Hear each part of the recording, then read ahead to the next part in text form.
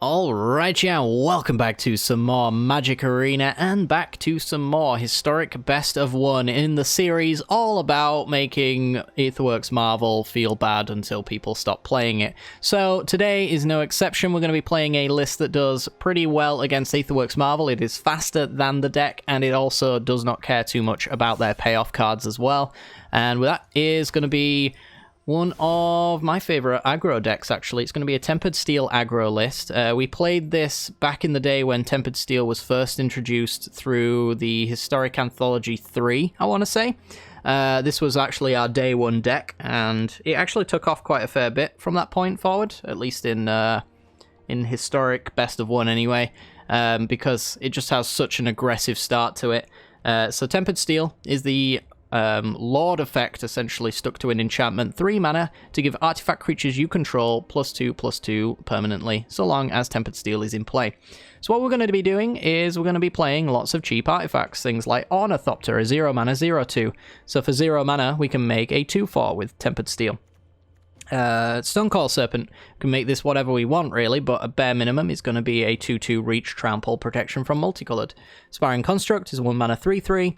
This is a 1 mana 2/4, a 1 mana 3/3 with potential for unblockable, and Bomat Courier from Kaladesh Remastered, a 1 mana 3/3 with haste. That also can count as card advantage for the deck. This is going to be one of the big changes for the list.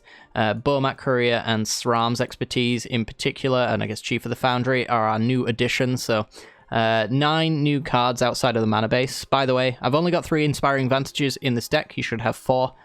Just cut one of these for, I think, Plains, and I think you'd be okay with that. The mana base basically allows us then to use the red mana on Bomat Courier to discard our hand, and then put all exiled cards from underneath Bomat Courier into our hand after you get rid of your existing one, which is really easy because most of our deck is 1-drops and the occasional 2-drop. So we're basically an artifact aggro deck. We're going to be going as crazy as possible with our cards, and then trying to finish in the game as early as possible. Turn 4, turn 3, I think is probably not possible, but turn 3 is where you can basically present lethal and it can do nothing. So this is pretty good against Aetherworks Marvel, mostly because one of their big payoffs is Ugin. Ugin does not really mine us into anything decent. You can get rid of Tempered Steel, but by the time they're doing that, you've probably still got 1/1s and things like that to finish off the game, or at least kill Ugin, and they've used all their Marvel energy at that point. Ulamog won't really change much. They can get rid of Tempered Steel and a creature, and you probably still have enough to swing through them as well. So, pretty similar situation there. Nice little combo with Steel Overseer and Voltaic Servant. The Overseer puts a counter on each artifact creature we control when it taps, so it's a really nice investment greedy Lord effect of such. So you're just going to be pumping all of your 0/2s even without the Tempered Steel. This is one of those ways you can put power on the board, which is really nice. And then the Voltaic Servant combos with it really nicely, being a 2 mana 1/3 that can untap Steel Overseer at the beginning of each of our end step, so we can tap it, untap it, tap it again, and we can get +2/+2 on all of our creatures every single turn. So let's go into the final bits of the deck as far as the Kaladesh Remastered inclusions are concerned. We've got Chief of the Foundry, a 3 mana 2/3 that says other artifact creatures you control get +1/+1. I think it pretty much speaks for itself. It's just a lord for our deck. And then finally SRAM's Expertise, which I'm testing out. It is, in some situations, quite a slow card, but I think it's actually pretty decent at rebuilding through board wipes, which is something this deck doesn't do very well. So SRAM's Expertise is a 4 mana sorcery that creates 3 1/1 colorless servo artifact creature tokens, and then you may cast a spell with converting mana cost 3 or less from your hand without paying its mana cost. So what we can do, one of the best things we can do with SRAM's Expertise, is make those 3 1/1s, and then use the free spell to play a Tempered Steel, which actually puts 9 power on board over 3 creatures for 4 mana. You can also do it with Chief of the Foundry as well, which is why I've included this card into the deck as well, which means that this is a 4 mana, puts 6 power on board over 3 creatures, which is absolutely absurd. But yeah, the mana base is pretty simple. There's a few things to include. As I mentioned, put 4 Inspiring Advantages in the deck. I'm just not going to craft these because I don't think I'll be using Boros lands after this deck for quite some time, so I'm just allowing the pack openings to dictate when I'll get my 4th copy of this. But you should have 4 in over 1 planes. We do have 4 Shepherd Dunes, which are very important to the deck in a roundabout fashion. They are colorless lands, so, you know, we don't have to pay life on that white mana there, which is pretty decent, most of the time at least. And then there's a 4 and tap to give an Anthem of +1/+1 by sacrificing the Shepherd Dunes, but you can only do this pre-combat, so your opponent will see it coming, so you gotta pay attention to that. Also got some Ether Hubs here. Again, mostly we're colorless, but we can use this to either pay the red or the white, depending on what it ends up being. It's not a requirement for the deck to have this card, but it's just nice to have the red on hand or the white on hand, should you need it. But yeah, that's essentially the deck. If you do enjoy the content, make sure to hit the like button and subscribe. And without further ado, let's get on to the gameplay. This video is brought to you by the generous support of our wonderful patrons and channel members that you see here. If you'd like to support the channel and get access to cool content like sneak peeks, bonus videos, polls on future content, or access to a personal deck critique from myself every month, then hit the join button down below, or check out the Patreon link in the description. With all that said, let's get into the gameplay.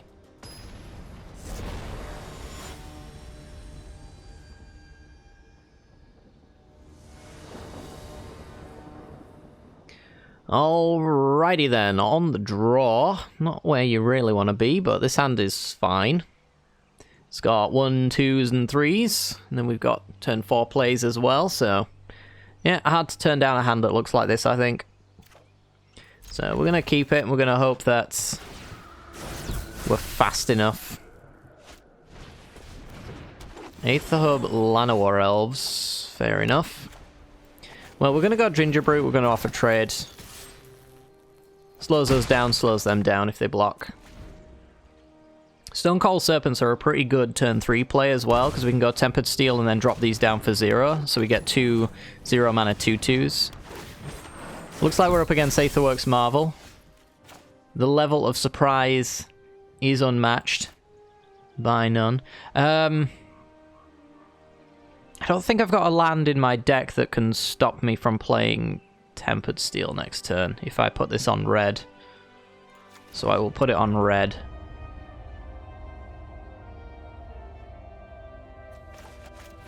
We'll go Steel Overseer.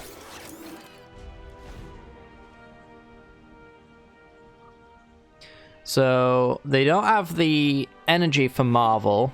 As much as they can ramp nicely into it, they can't really do much off of it, which is nice.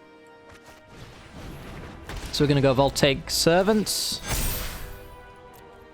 We're going to up our Ginger Brute count. Happy again for some trades here if they want to take them. Otherwise, our board just grows bigger.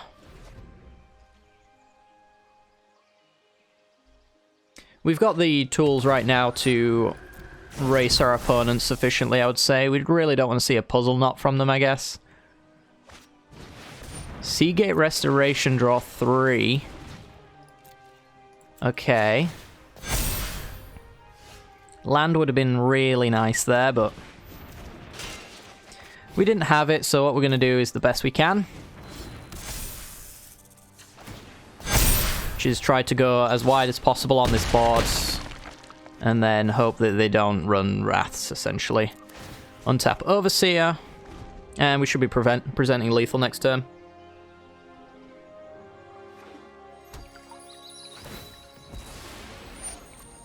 Fabled Passage. It's nice to know even without the Tempered Steels, you can actually still put a decent amount of damage on board. Yeah, Ugin the Spirit Dragon, the most useless card against our deck. It's almost like I built this deck intentionally for that purpose. -2. Wowee. That's pretty good.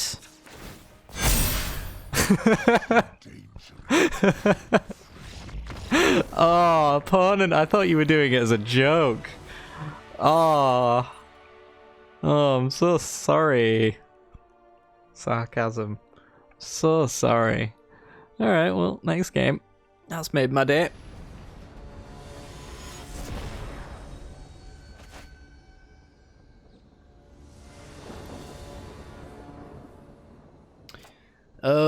Okay. We're up against the Kahira deck, which means it's probably control. Is this hand good? It gets wrathed really easy. But like, if I just draw lands in a row, then I'm in a really good spot, I guess. You know what? Let's do it. I feel like this is a losing hand, but we're going to go ahead and do it anyway. Because that's just how we roll, chat. Bomat Courier. Exile all the cards I need. Go. Alright. Well, we did draw the lands. That's good. Sad situation is that they have a Wrath next turn. So, there's that. I think you've still got to play into it, though. As weird as that might be. Because then I can just, like, SRAM's Expertise over and over again, I guess. I really don't know. Is this Wrath-worthy? That's the real question. If they decide it isn't, then I get to at least try and Tempered Steel. They've decided it isn't. It's probably counter-worthy, though, for being honest.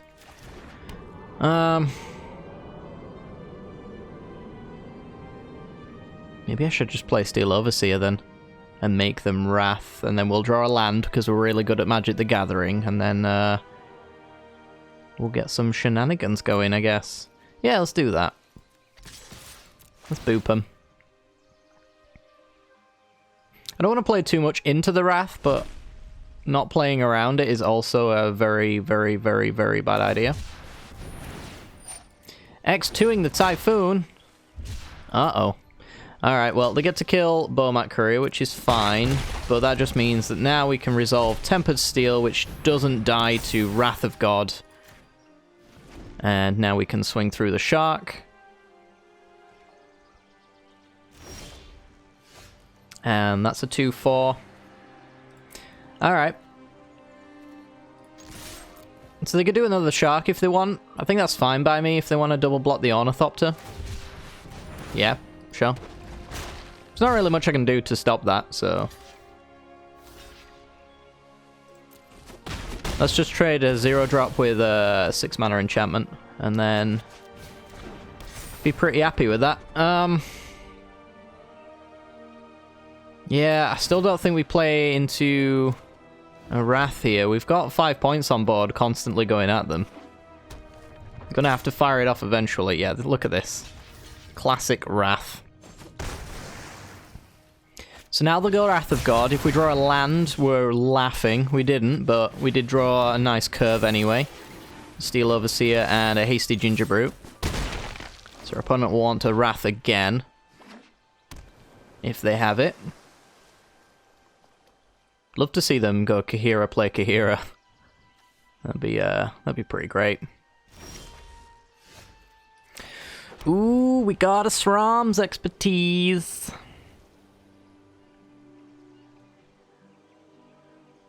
Alright, so they might have a Shark Typhoon X4, which I can actually play around. I just don't feel like playing into the counterspells is what it comes down to. So if they do have an X4 Shark here, I can turn my Gingerbrute into a 4/4. I can also give it protection from things that aren't hasty as well, which is kind of nice.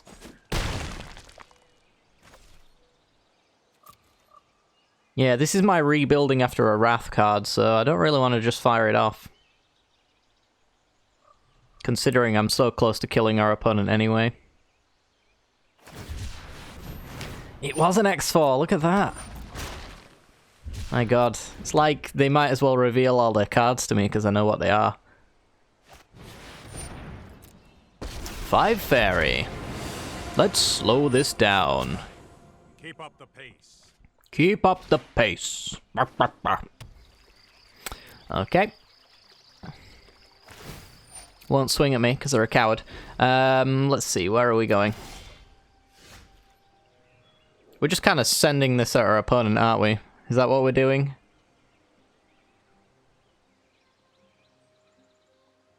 I can't really afford to let them take out my Tempered Steel, which is probably what they should have done. Yeah, maybe I'm just going after... After Teferi here.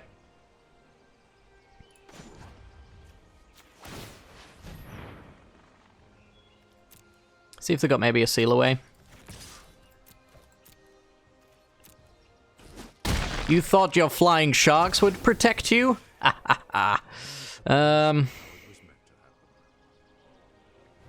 This threatens lethal next turn, but it also just gets the counterspell they're holding up out their hand if they want to use it. Again, if they Wrath here, we've got Sram's expertise, we don't care too much. Yeah, this is a swinging Wrath again. It's just a case of how many counterspells they've got left. There it is.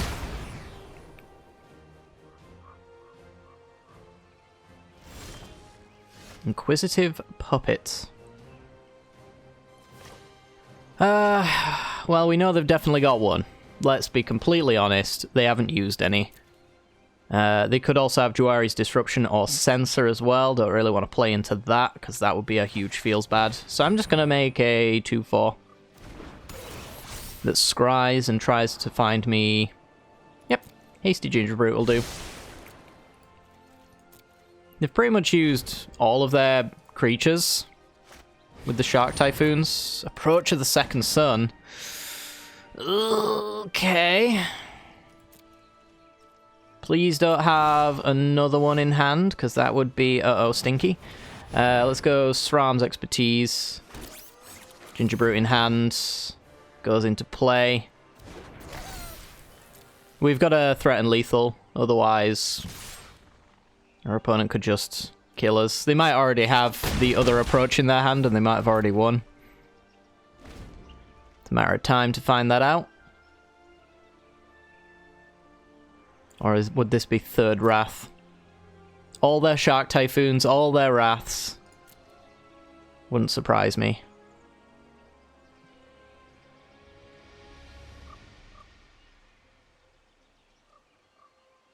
Maybe they got to settle the wreckage.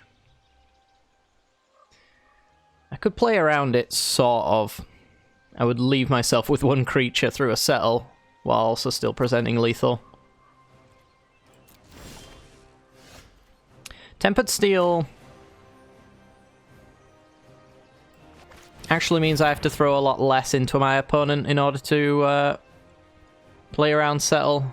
Though, of course, you know, counter spells into settle are still a legitimate thing. They can make a token here. So, blocked 3, 6, 9 is what I have to do. Don't really have a choice. I'm gonna go Cast Out on Tempered Steel. Yeah, that kind of sucks. I'm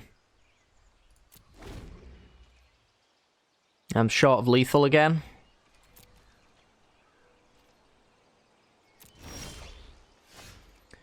Oh, actually, no, I should have gone... Well, it wouldn't have mattered either way, because they have the Arden Veil. I should have exiled my puppet, though, to make a 1/1. And then I'd put them to 1 off of a block from Arden Veil.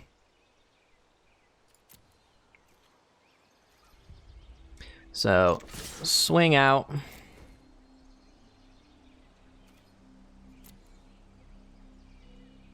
I think the no block situation probably means that they can get this approach, or they've got one in hand already.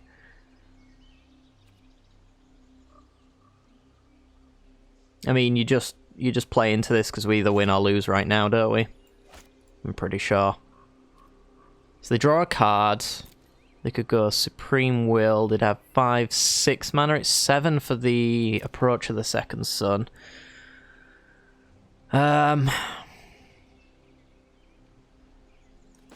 Yeah, I guess we're just going for it.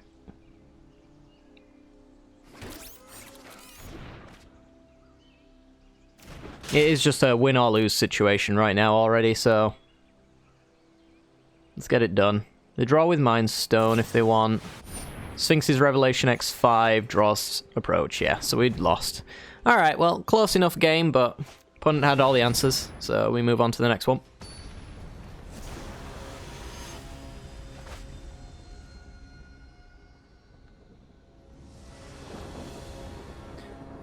On the draw with a Ginger Brute into an Overseer, into a Tempered Steel or Chief of the Foundry, into Sram's Expertise, playing one of the other 3 drops we didn't play. That is all based off of drawing lands off the top, which is statistically quite unlikely, but we're going to take this hand anyway. I think if we can have an untouched Steel Overseer, especially with a Voltaic Servant, then this hand's just going to be good enough. We're going to have to dodge some stomps, I suppose, though. Team of Marvel. Yep. Alright, so they've only got 4 copies of Harness Lightning. Other than that, they don't really care to do anything. This isn't a game where our opponent is interested in what we're doing, other than preventing themselves from dying. So if they've got the Harness Lightning, they will probably fire it off on the Steel Overseer. Otherwise, they'll just set up a turn 4. Yep. A turn 4 Marvel. Yeah, huh? Alright, so what's the most damage here? This puts 2 points on board to hit for now. You could also just go double creature for extra Tempered Steel. Got no tap ability for the Voltaic Servant to take advantage of anymore. You just want to go Chief, probably. I don't know. Honestly, don't know. Actually, it probably means if we put 2 creatures down and we go Tempered Steel, we probably get more damage down, especially if we draw a land, then we can Expertise into Tempered Steel. Yeah, we'll do that. I'll be honest, I'm not really doing the math. I'm letting Destiny decide whether or not the math that I chose not to do is correct. So, let's just start swinging with our little uns. We're the aggro deck after all, it's not our job to do math. If you weren't aware. Didn't crack the Fabled Passage. We'd like to see that. You only don't do that if you want to increase the odds of you drawing a land. Good stuff. Alright, so hopefully no counterspells from our opponent. They don't usually run them, because that's what the kids refer to as interaction, and that's not a thing. So let's just go Tempered Steel, give all our artifacts +2/+2.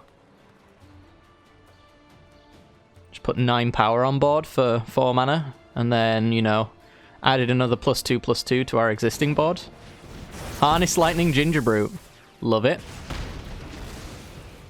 So the main issue I see here is that our opponent, if they do draw that land and they have Marvel in hand, they might just win.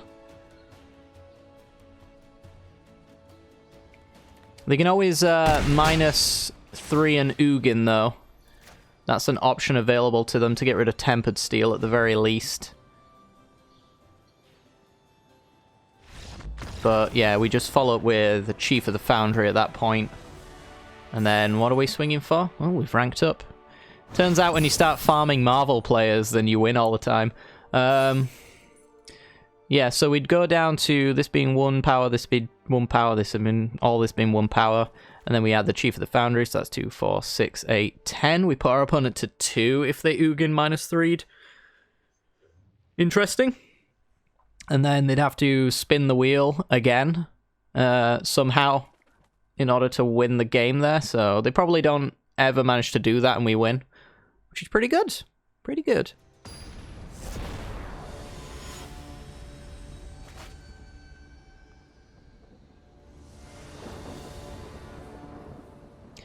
Okay, we're in. We have a 1-lander, which I think is unacceptable, especially since we've got no, like, Lord effect, no Anthem or anything like that. So we're going to have to throw this one on back. 2-lander with an Overseer and Servant. That's a pretty decent combination of cards here. So we're going to keep this one. We're going to have to keep the lands. It's tough to say whether or not we should get rid of the Servant or the Chief of the Foundry. I think it's probably going to have to be the Servant, assuming that Overseer gets bolted away pretty quickly, which is not an unlikely thing to happen. Then we're going to need a way of making our 1/1s and our 0/2s just that little bit more powerful. So we're going to keep this hand. We'll lead off with an Inquisitive Puppet, I think. It's hard to say, actually. Looks like it might be mono red. Well, we got our third land, which is nice. So Inquisitive Puppet basically increases the odds that we find something we like. I don't know what we like right now against mono red. What do we want? I guess it's the thing we want to do, though. Another Overseer, that will work. Because this one's obviously going to get bolted, or shocked, or stomped, or Spikefield hazarded. It's actually Gruul. Robber of the Rich. We're on even cards, so they don't get to take my cards. And they probably won't, because I've got cheaper cards than they do.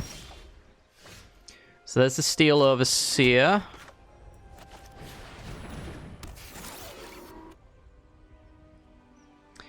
And yeah, we're just gonna pass. We could take the Stonecoil Serpent out of our hand if we really wanted to. That way we have the ability to pretty much guarantee they can't go below us on cards, but I don't think it's really necessary to throw away a card so they don't get one off of mine. Can't imagine my cards are all that great for them anyway. Domri's Ambush.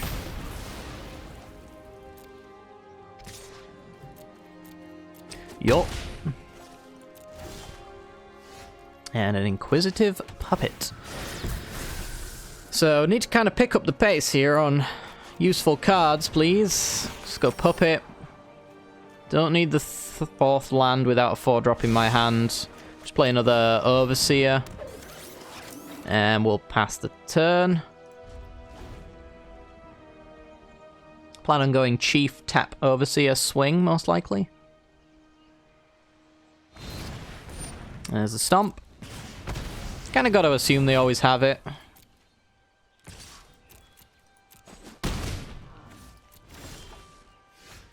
Oh, baby, that's a card. Alright, well, we're changing our minds now. We're going to go for a Tempered Steel and an X0 Stonecoil Serpent instead.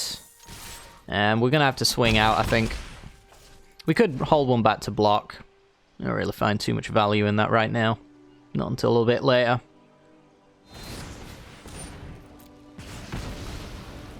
Stomp the Serpent.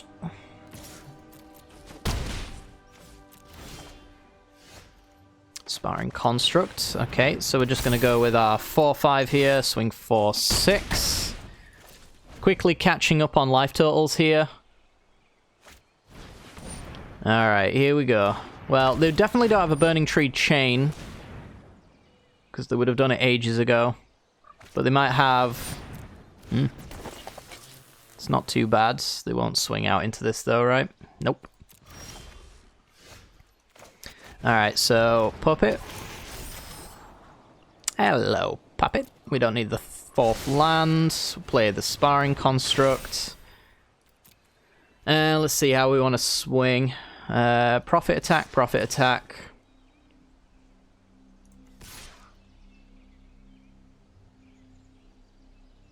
This is a trade, essentially. This works out for me, right? Because they have to double block the Chief of the Foundry, which means they can only single block a Puppet, which means they can't do enough damage to the Puppet that losing the Chief's Lord effect kills another one. So I think that's what you want to do. And then we've got enough back to block as well that we shouldn't have to care too much. Especially considering they're going to block enough to not be able to pay for Embercleave. Let's get the most power off board. Put them to 4.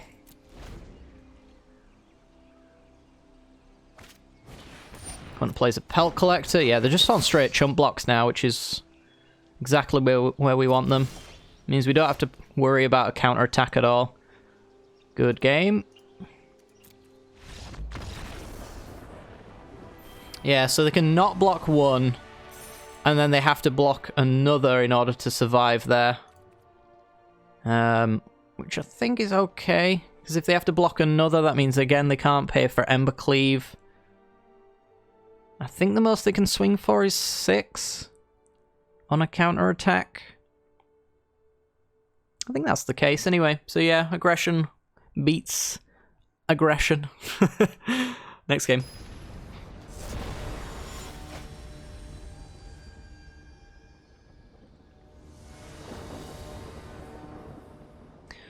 Okay, let's have a look. See. This is a weird one. So we don't have a Lord effect in our hand. We don't have a Tempered Steel or a Chief of the Foundry. But we do have double Inquisitive Puppet to dig for them. And we got 3 lands as well. So if we did find Tempered Steel, we could play it. I think I might have to keep this hand. I think being on the play, I've got to give myself every advantage of an aggressive start. So let's go Puppet. Bomat Courier. I could empty my hand very quickly. That's a weird one. I'm going to keep it. It kind of falls flat if our opponent's a Llanowar Elves deck. Ketria Triome. Okay, so we're going to go Shepherd Dunes. I think we're swinging with Courier first, because I don't think we want to put the thing we want to draw under Bomat Courier. So I think we want to do the damage first and then scry to see what we're drawing next turn. Try and empty our hand so that the Bomat Courier actually can do something. Sparring Vantage allows me to essentially empty my hand, so we'll take that. I shouldn't really be too invested in Bomat Courier though, because being on Ketria Triome probably means that they are a deck that runs Bone Crusher Giant.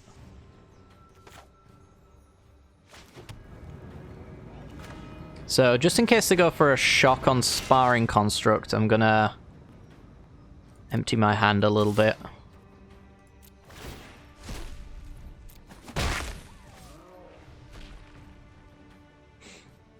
Now then, would they be an Anger of the Gods deck?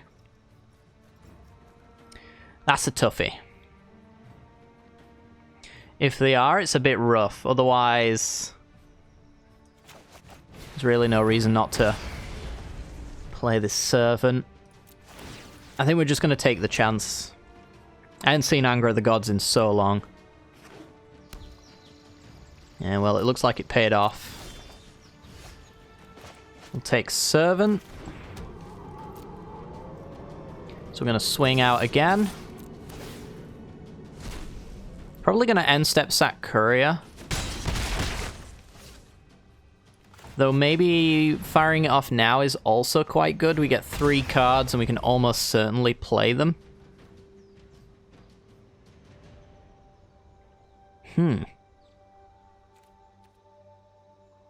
We can play one of them at least. We've got so many 1-drops in our deck. No, I think I'll wait. Untap you, untap you.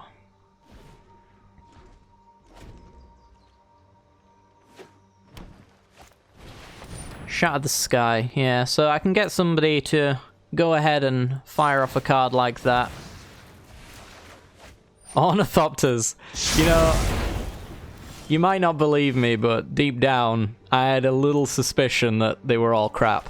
And this is no exception. Hopefully we get a Tempered Steel on top. Nope. Okay, so I think you still want to go for the Ornithopter play, just in case you get a Chief of the Foundry or a Tempered Steel. We are running ourselves straight into another Shatter the Sky, but I think if they've got another Shatter the Sky, we're just dead anyway. It would be one of those games. I won't hide from the world, and we need to move quickly. 4-color Teferi control. What a world we live in. And it's crap. Okay. So I can do barely enough damage to Teferi for it to matter. I think we'll just pass. We'll make it appear like this card is useful. Opponent will draw a useful card.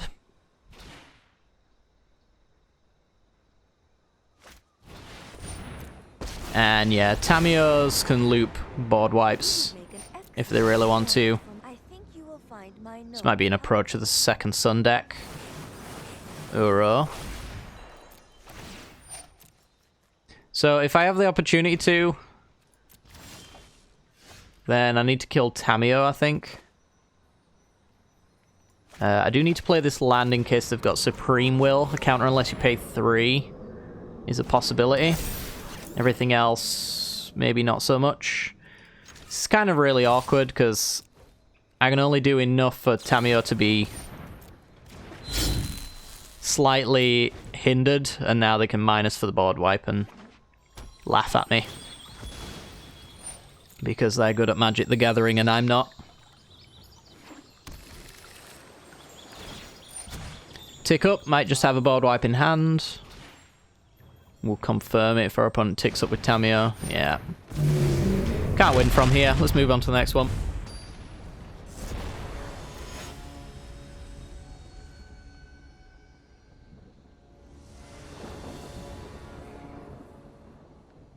Alright, let's have a look. This hand's... it's quite nice. It's quite nice. I like the shape of it. It's got some nice rounded curves. We got a turn 1 and a turn 0 play, and then we got a turn 2 play. After that, turn 3, turn 4. So it's kind of nice, you know. And let's see what we can do with it. You do need a red source so we can activate the courier, but with Sram's expertise in our hand, I don't necessarily see us doing that. Not sure there's a reason to play Ornithopter this turn, so I won't.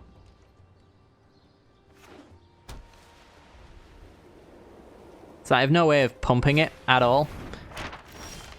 Plains and Renegade map. Could be an artifacts list, I suppose. Now this turn there is a reason to play it, because next turn I'm going to go Tempered Steel. Sheffert Dunes is a Sram's expertise. I think that's fine, assuming that we are correctly... oh, bugger, I've done it. I've done the thing that I shouldn't have done. Which is, played this pre-combat, so I can't really swing. It's a Hidden Stockpile Revolt deck. Alright. This should be okay for us as well. I think. So this is an enchantment that many of you might be familiar with. Many of you might not be. Essentially what it does is it has a little bit of sacrifice option, and then you can make servos whenever things go away. So it can sacrifice the servos it makes to make more servos. In the olden days, it was used on Anointed Procession in order to sack 1 servo to make 2. Imagine our opponent's got a similar idea. The big issue we might find ourselves falling into is if our opponent isn't afraid to run board wipes, which there's a good argument to suggest that they would be fine running board wipes.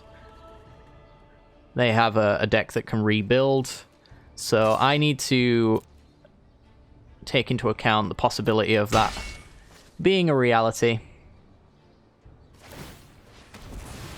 So they get to swing for 1, they get to sack, scry, and then on their end step it's going to come back untapped. Fatal Push. I prefer my 1 card to 2 unknowns, I think. That's a bad draw. Okay. Well, let's get swinging.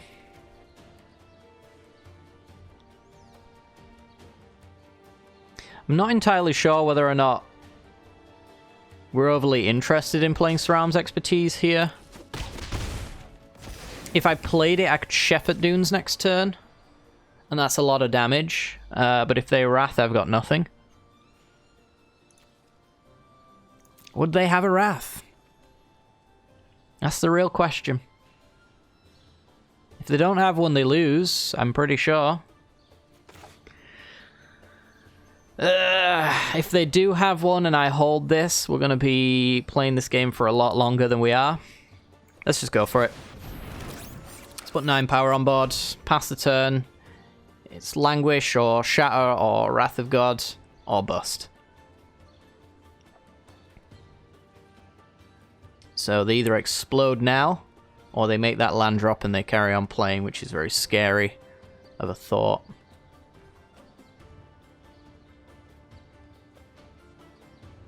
Wonder how much we can play around Settle the Wreckage as well. Anoint a Priest, alright. That is basically admitting they don't have board wipes.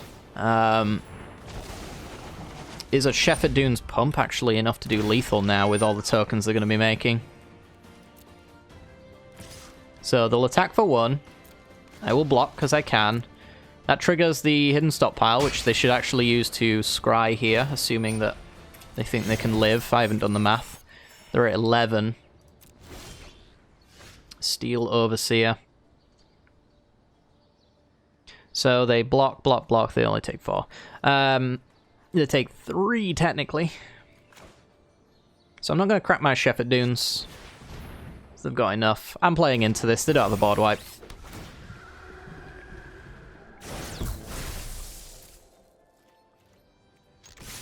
They can block however they like. I think I'm happy with it either way.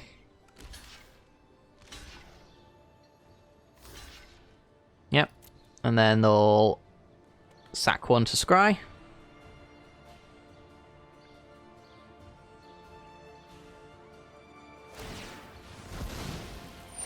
Cool. That could have been a fatal push as well, so it might have been a very bad idea to continue the magic bad habit of playing creatures in the first main when they don't impact combat. Because I could have just opened it up to a fatal push for no reason. Whereas if I'd have swung there, they might have been inclined to block and then push something else. And then I drop down my Overseer, which is more powerful than any card on board right now. Angel of Sanctions. Okay, so that can take Tempered Steel. It's sad. I won't lie to you. But I don't think it's enough. Bomat Courier, because I can pump, put power on board. They can block, block. This is 3, 4, 5, 6, 7. Yeah, we just win. Alright. Sack Shepherd Dunes. And swing out.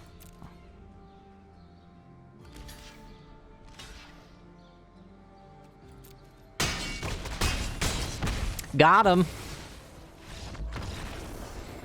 The mighty Shepherd Dunes claims its first victim. Next game.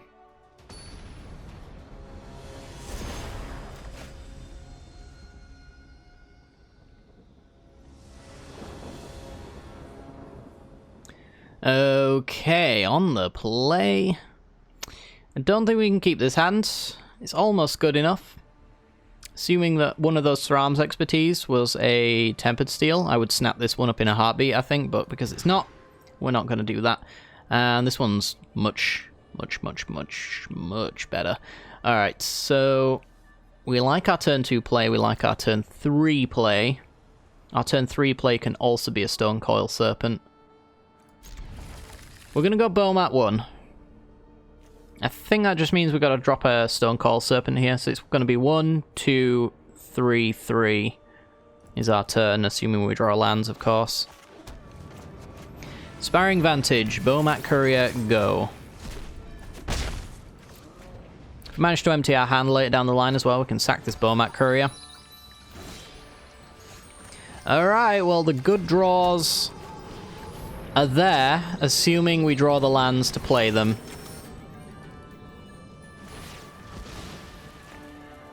There's a big if. Opponent's on blue. Multicolored blue deck. Could be Team of Marvel. It's blue-white control. Alright, so as you do... Actually, no. As you don't do. You don't play into board wipes, chat. I was about to just slam down a Stone Coil Serpent for the sake of it. For greed. But we have to assume our opponent here has Wrath of God, because they never don't. Wow. They don't. I don't believe it. It's probably just not worth it for them to... Oh my god, please. It's not worth it to Wrath. It will be now.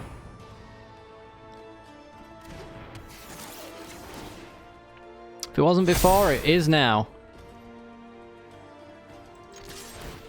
This hand was so good, just assuming we drew a land.